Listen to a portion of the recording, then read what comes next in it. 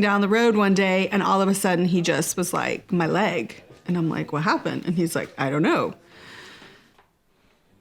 That was like the beginning of, what is this? I remember he like didn't run for a couple of days, and then he went to go run again, and he was like, yeah, it's not healed. I'm just gonna take another week off of running.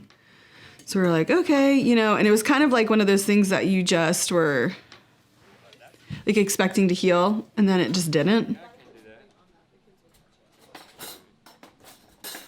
Next day it was still there. Next day still there.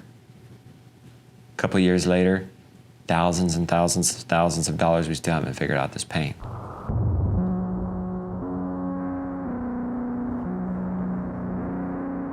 And the pain has then moved, and it's in my feet. My feet hurt.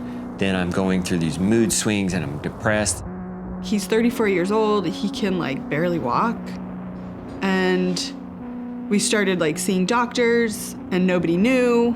You know, we saw a physical therapist. Even one doctor treating me and saying, getting to the end of his rope and saying, here's a psychiatrist.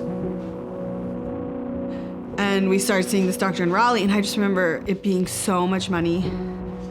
How are we gonna pay for this? And so I was like, you have to get credit cards.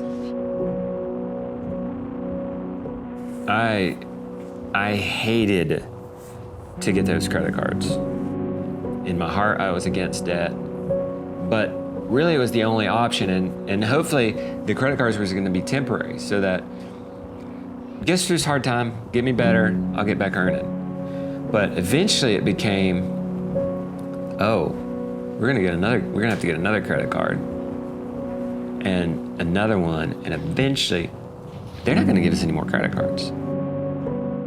He also said to me, I feel horrible because I'm taking all of our money to try to find what's wrong with me. Our whole lives felt like they were spiraling out of control. I remember going to the grocery store, and I remember having this list, and I just remember thinking, like, we can't afford this. Like, I don't know where we're gonna get the money. We did dumpster dive. That was another way that we were helping with the groceries.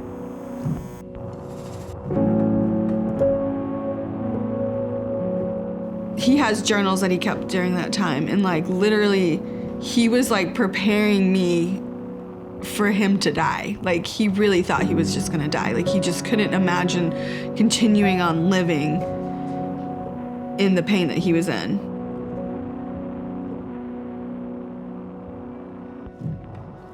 Finally, one doctor saw it. I think it's Lyme disease.